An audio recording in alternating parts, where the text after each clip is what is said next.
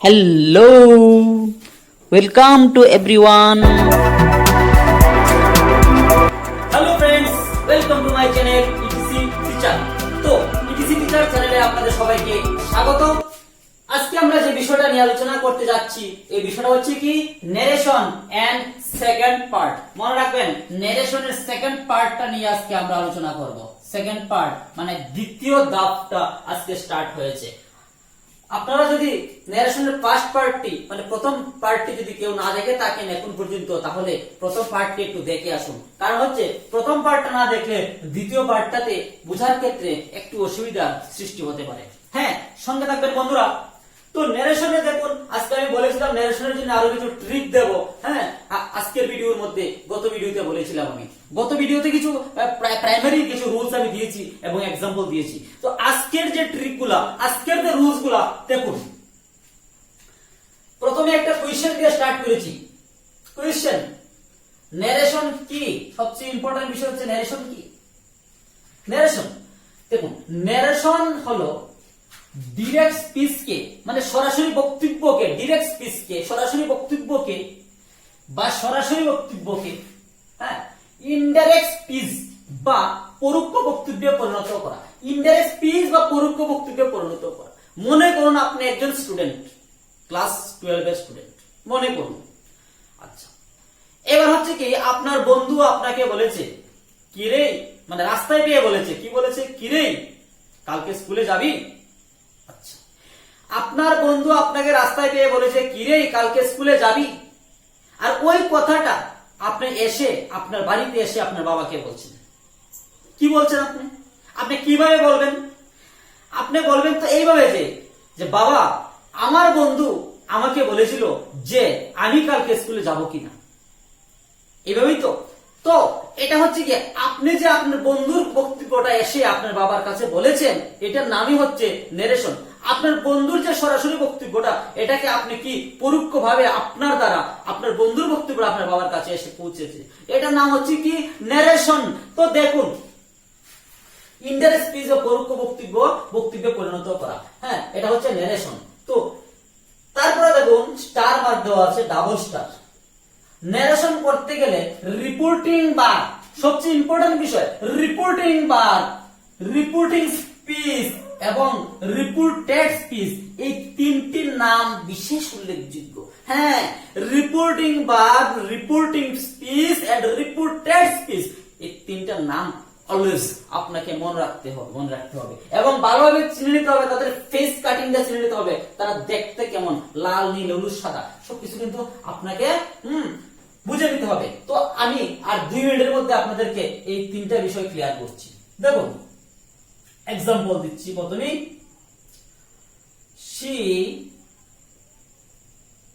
she said to, এটা কিন্তু খুব ইম্পর্টেন্ট মনে করুন। she said to me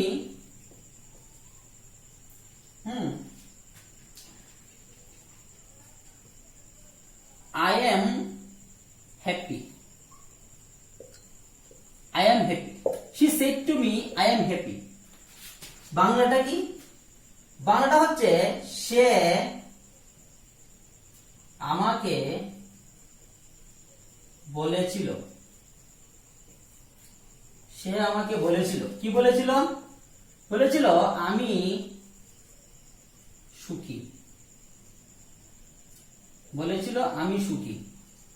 এবার দেখুন, she said to me, সে আমাকে বলেছিল, কি বলেছিল? আমি সুখী। এটা হচ্ছে বাংলাটা। এবার এখানের মধ্যে সাবজেক্ট কি? সাবজেক্ট তো she, হ্যাঁ সাবজেক্ট she, আর এখানে হচ্ছে said to আছে me। সে আমাকে বলেছিল, কি বলেছিল? আমি সুখী। তাহলে সুখী কে? সুখী তো সে, এটা তো she।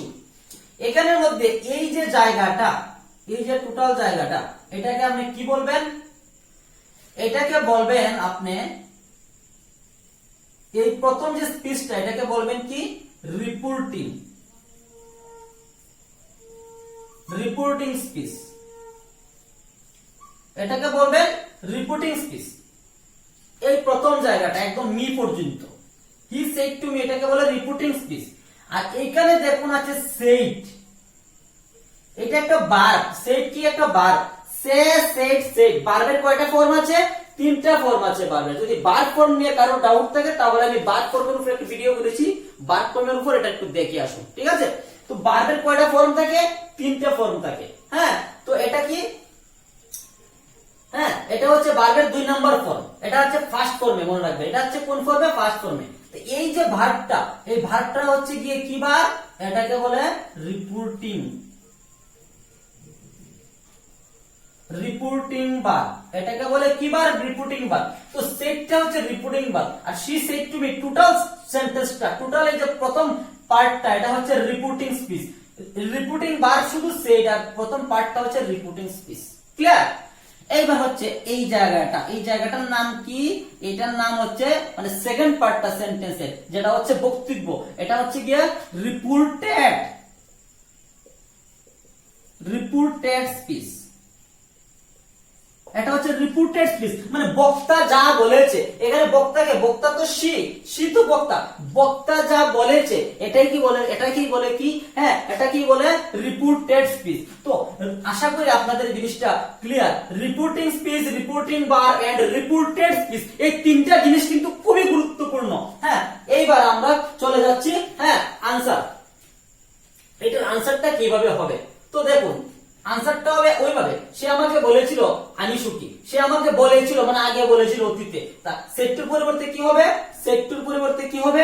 টোল্ড হবে। আমি আগের ভিডিওতেও বলেছি সেটুর পরিবর্তে টোল্ড হবে। এখনো আবার লিখে দিচ্ছি, said to equal to told, মানে সেটুর পরিবর্তে টোল্ড হবে। বাট এটা কিন্তু একমাত্র অ্যাপ্লিকেবল কোথায়? একমাত্র শুধুমাত্র অ্যাসার্টিভ সেন্টেন্সে। আজকে আমরা যে সেন্টেন্স নিয়ে আলোচনা করছি এটা হচ্ছে অ্যাসার্টিভ সেন্টেন্স। সেন্টেন্স সম্বন্ধে যদি কারো ডাউট থাকে তাহলে আমার সেন্টেন্সের ভিডিওটা একটু আগে দেখুন। তো দেখুন, শি সেটুর পরিবর্তে হবে told. She told me, linker লাগবে, দুটো পাহাড়ের মধ্যে একটা নদী, নদীর মধ্যে একটা ব্রিজ দিতে হবে, ব্রিজটার নাম হচ্ছে কি? দ্যাট। কেন দুটো পাহাড় বলেছি? ওই যে একটা সেন্টেন্স মধ্যে আছে ডাবল ইনভার্টেড কমা, আর এদিকে নিচে আছে একটা কমা। তো এটা এখানে একটা ব্রিজের মতো, একটা নদীর মতো তৈরি হয়েছে। এখানে একটা ব্রিজ দেবেন, এই ব্রিজটার নাম হচ্ছে কি? দ্যাট। এখানে দ্যাট হচ্ছে লিঙ্কার, দুটো সেন্টেন্সকে যুক্ত করার জন্য একটা লিঙ্কারের প্রয়োজন। লিঙ্কারটার নাম কি? That. She told me that I am busy. তাহলে বিজি কে? বিজি হচ্ছে শি। তাহলে দ্যাট শি, এম এর ফার্স্ট ফর্ম কি? সবসময় মনে রাখবেন, এটা সেট টু থাকলে, এখানে সেট থাকলে, সেট মানে ভার্বের ফার্স্ট ফর্ম, তাহলে এখানেও ফার্স্ট ফর্ম বসবে। এখানেও যদি ফার্স্ট ফর্ম থাকে এখানেও ফার্স্ট ফর্ম বসবে। এম এর ফার্স্ট ফর্ম হচ্ছে was. She was happy. That day হয়, এগুলো আমি কিন্তু প্রথমে রুলসে লিখিয়েছি, প্রথম ভিডিওর মধ্যে রুলসে লিখিয়েছি। হ্যাঁ, তো এটা হচ্ছে কি? এক্সাম্পল দিলাম একটা। তো সঙ্গে থাকেন, আরো এক্সাম্পল দেব। এক্সাম্পলের মাধ্যমে আলোচনা করলে বোঝার ক্ষেত্রে খুবই সুবিধা হয়। হ্যাঁ, তবে আপনাদের কাছে একটা রিকোয়েস্ট হচ্ছে এটাই যে সম্পূর্ণ ভিডিওটা দেখবেন, না কেটে দেখবেন। যদি কেটে কেটে দেখেন তাহলে কোনো লাভ হবে না, নির্দেশন বোঝার কোনো লাভ হবে না। সম্পূর্ণ ভিডিও যদি না কেটে দেখেন, একদম খাতায় কলম নিয়ে বসে বসে নোট করেন সঙ্গে সঙ্গে। আমি তো লিখছি, আমার লেখার সঙ্গে সঙ্গে আপনারা লিখে রাখেন, তাহলে নারেশন একবার দেখলেই ভিডিওতে ক্লিয়ার হয়ে যাবে। আর বন্ধুদের মধ্যে শেয়ার করুন, নিজে সাবস্ক্রাইব করুন, হ্যাঁ, এবং বন্ধুদের মধ্যে শেয়ার করুন। তো দেখুন 2 number, Sita said to me, Sita said to me, I am catching fish. I am catching fish.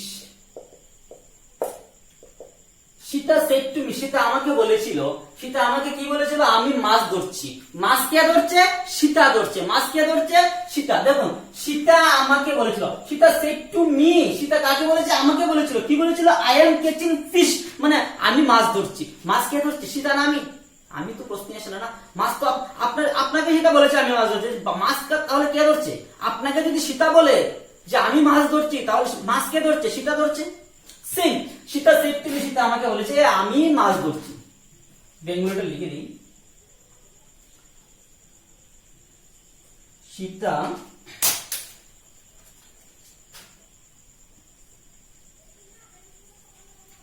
Sita আমাকে বলেছিল, কি বলেছিল? আমি মাছ ধরছি। সীতা আমাকে বলেছিল আমি মাছ ধরছি। তাহলে মাছ কে ধরছে? মাছ কে ধরছে? সীতা ধরছে। তো সীতা ধরছে। আনসারটা কি হবে? সীতা সেড টু পরিবর্তে টোল্ড হবে। সেড টু পরিবর্তে told, sorry, Sita told me. Sita told me that, একটা লিঙ্গার হিসেবে কি লাগবে? দ্যাট লাগবে। লিঙ্গার হিসেবে সবসময় অ্যাসার্টিভ সেন্টেন্সে দ্যাট লাগে, ঠিক আছে? হ্যাঁ, Sita told me that I am catching fish. তাহলে মাছ কে ধরছে? মাছ সীতা ধরছে। তাহলে আইডা কে? আইডা কাকে ইন্ডিকেট করছে? আইডা সরাসরি সীতাকে ইন্ডিকেট করছে। সীতাই তো বলছে আমি মাছ ধরছি, তাহলে এখানে লিখতে হবে সীতা। সীতার নাম তো এখানে একবার লেখা আছে, তাহলে লিখতে হবে she. Sita told me that she, am এর ফার্স্ট ফর্ম কি? এম এর first form was. She was catching, she was catching fish. হ্যাঁ, সীতা আমাকে বলেছিল যে সে মাছ ধরছিল। কে মাছ ধরছিল? সীতা মাছ ধরছিল। Sita told me that she was catching fish. হ্যাঁ, তাহলে এটা বেঙ্গলিটা কি হবে? সীতা আমাকে বলেছিল যে, সীতা আমাকে বলেছিল যে সে মাছ ধরছিল। এক্ষেত্রে ধরছিল হবে, কারণ শি ওয়াজ ক্যাচিং ফিশ মানে সে মাছ, ওয়াজ মানে আগে হয়েছিল, ওয়াজ মানে আগের ঘটনা। দেখুন আপনাদেরকে ন্যারেশনের সঙ্গে কিন্তু সেন্টেন্স মেকিং এবং সেন্টেন্সের বেঙ্গলি মিনিং এগুলো কিন্তু সঙ্গে কিন্তু আপনাদেরকে আমি দিচ্ছি। তো নেক্সট এক্সাম্পল আমরা যাব। এবার দেখো আমরা একটা এক্সাম্পল, এটা হচ্ছে অ্যাসার্টিভ, এটা হচ্ছে প্রেজেন্ট পারফেক্ট টেন্সের একটা এক্সাম্পল। দেখুন টেন্স সম্বন্ধে একটা ধারণা থাকা দরকার। হ্যাঁ, যদি টেন্স সম্বন্ধে কারো ধারণা যদি সমস্যা থাকে ধারণার মধ্যে, তাহলে অবশ্যই আপনার টেন্সের ভিডিওটি দেখুন। আমার টেন্সের পার্ট করে ভিডিও আছে, টেন্সের ভিডিওগুলো অবশ্যই দেখা দরকার। হ্যাঁ, তাহলে দে have eaten rice. They have eaten rice. They have eaten rice. Sorry, এটা they have eaten rice হবে না, এটা আমি ভয়েস চেঞ্জ করতে গিয়েছিলাম, ভুল হয়ে গেছে একটু। হ্যাঁ, এটা হবে he said to me. He said to me. হ্যাঁ, I am going to market. I am going to market. হ্যাঁ, he said to me, সে আমাকে বলেছিল I am going to market, আমি কোথায় যাচ্ছি? এটা আমি বাজারে যাচ্ছি। এটা কিন্তু প্রেজেন্ট কন্টিনিউয়াস টেন্স থেকে দিয়েছি। এই एग्जांपलটা কোন টেন্স থেকে? প্রেজেন্ট কন্টিনিউয়াস টেন্স থেকে। তাহলে দেখুন সে আমাকে বলেছিল, he said to me, সে আমাকে বলেছিল। কি বলেছিল? বলেছিল I am going to market, মানে আমি বাজারে যাচ্ছি। আমি বাজারে যাচ্ছি। তাহলে সে আমাকে বলেছিল আমি বাজারে যাচ্ছি। তাহলে আনসারটা কি হবে? আনসারটা হবে he said to পরিবর্তে told. He told me, linker হিসেবে that, he told me that, হ্যাঁ, I am going to market, মানে বাজারে কে যাচ্ছে? বাজারে যাচ্ছে he, সে যাচ্ছে, আমি যাচ্ছি না। তাহলে হবে he, এম এর ফার্স্ট ফর্ম কি? was, এম এর ফার্স্ট ফর্ম was। তাহলে he was going to market. He was going to market. হ্যাঁ, মানে সে বলেছিল যে, আনসারটা হবে সে বলেছিল যে সে বাজারে যাচ্ছে। সে বাজারে যাচ্ছে। হ্যাঁ, I think it is clear to all of you. হ্যাঁ, যদি কোনো প্রবলেম থাকে তাহলে অবশ্যই কমেন্ট করে জানাবেন। আর কোন টপিকের উপর ভিডিও করব, যদি আপনাদের চয়েস কোন টপিক থাকে এটাও কিন্তু কমেন্ট করে জানাবেন। ইংলিশ গ্রামারের যে কোনো টপিক দিন, আমি আপনাদেরকে সহজ থেকে সহজতর ভাবে দেওয়ার চেষ্টা করব। বন্ধুরা সঙ্গে রাখবেন, চ্যানেলটাকে শেয়ার করবেন। তো নেক্সট দেখুন, my mother said to me I have eaten. My mother said to me, I have eaten. মানে কি? মানে হচ্ছে আমার মা বলেছিল, কি বলেছিল? I have eaten মানে আমি খেয়েছি।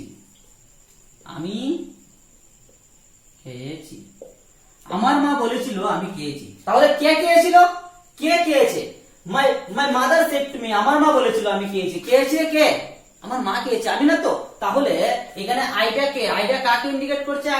আইডা হচ্ছে মাই মাদার। এখানে সাবজেক্টটা মনে রাখবেন সবসময় সামনের সাবজেক্ট হবে। এখানে সাবজেক্ট মিন্স এটা না, এটা হবে সামনের সাবজেক্টটা। মানে রিপিটেড স্পিচের যে সাবজেক্টটা থাকবে, সাবজেক্টটা হবে কি? রিপিটিং স্পিচের সাবজেক্ট হবে, এটা মনে রাখতে হবে। হ্যাঁ, তো আনসারটা কি হবে? আনসারটা হবে my mother said to me হবে। তাহলে মাই মাদার সেড টুর পরিবর্তে told, my mother told me. Linker একটা লাগবে, ব্রিজ লাগবে, ব্রিজ। লিঙ্কারটা হবে কি? দ্যাট।